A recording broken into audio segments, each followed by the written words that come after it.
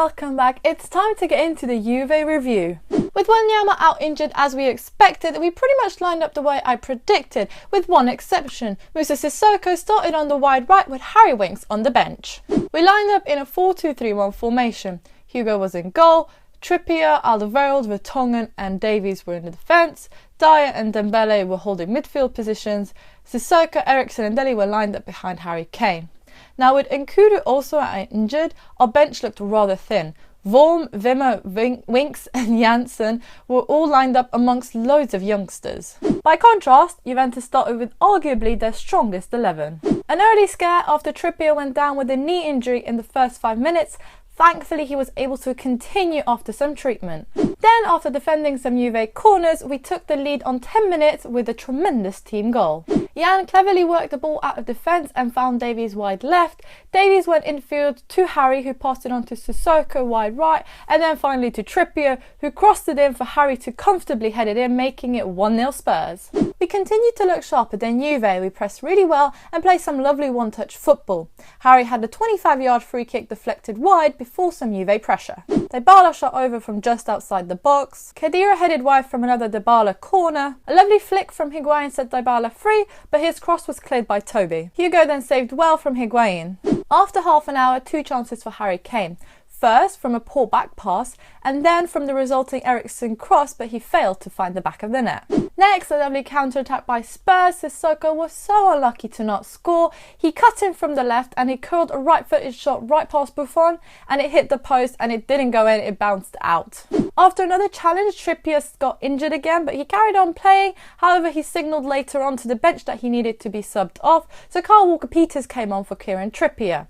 Now, after the match, it was confirmed that it was a twisted ankle this time, and when Poch was asked how long this would take, he said the feeling's good, but we'll know more about it on Monday. A decent first half with Juve looking a little bit sloppy, but it's showing that they're just a week behind in their pre-season preparation.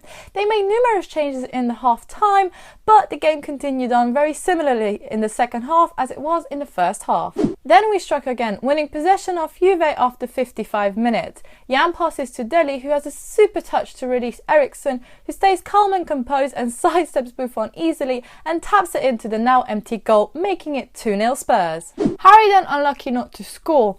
A 1-2 with Eriksen into the area. He got tackled as he shot, but then the ball rebounds off the crossbar. Dybala then misses the target after a cross by Costa and then sees a curling effort nicely saved by Hugo, who pushes it past the post. After 65 minutes, Winks came on for Dele and Anthony Giorgio came on for Sissoko out wide. Juve also made some changes later on, but then the game lost a little bit of its momentum. And then towards 78-80 minutes, Janssen came on for Harry Kane. We changed the 3 at the back and Dyer loses possession to Dybala, who finds Keane, who makes a bad miss and they fail to score. Cuadrado then released wide right edge of the box, only for his shot to be tipped onto the bar by Hugo Lloris. That was such an amazing save. And in the last couple of minutes, Wimmer came on for Dembele and Oakley Booth came on for Eriksen. So there are lots of positives to take away from this game. First of all, it was a nice clean sheet and we deservedly won against last season's Champions League finalists. Also, it was a good final run out for most of our starting 11 and we looked okay playing at Wembley, so it looks very, very promising for the next season right now. Granted, we shouldn't read much into this because Juve are probably a week behind us in terms of fitness and sharpness, but regardless, it was still a great result. It's a pity that the crowd was between 26 to 27,000 people. Now, we're not surprised because the pricing for the tickets was made by a third-party company and they got that totally wrong and loads of fans didn't go because of it. Needless to say, the Trippier injury is a huge blow to us. Since Kyle Walker was sold to Manchester City, we have yet to replace him and we have no decent right-back covers. Kyle Walker-Peters is not exactly Premier League ready. Hopefully he can train next week, but I have a feeling he might not be fit enough for the Newcastle game. If that's the case, then I'm pretty sure Eric Dyer will play in a right-back position. Hopefully we'll see the likes of Wanyama, Son and Rose coming back into action soon. So who was your man of the match? For me, it's a toss-up between Hugo and Christian because Eriksen ran the game really, really well and he also scored a goal, but then Lloris pulled off some amazing saves. So please let me know. I'm probably going to edge it a little bit towards Eriksen, but again, it's a bit unfair because Hugo played so well.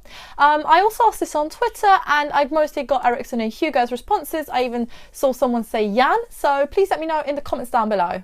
That's it for pre-season. I think it had its ups and downs, but hopefully we are ready to kick off the new season next week with a trip to Newcastle. I think that's pretty much it for this video. If you enjoyed, then please give it a thumbs up. Subscribe to my channel if you're new around here and you would like to see more Spurs related content from me. Check out my social media handles in the description box down below. Hopefully I will see you in the future, and come on you Spurs!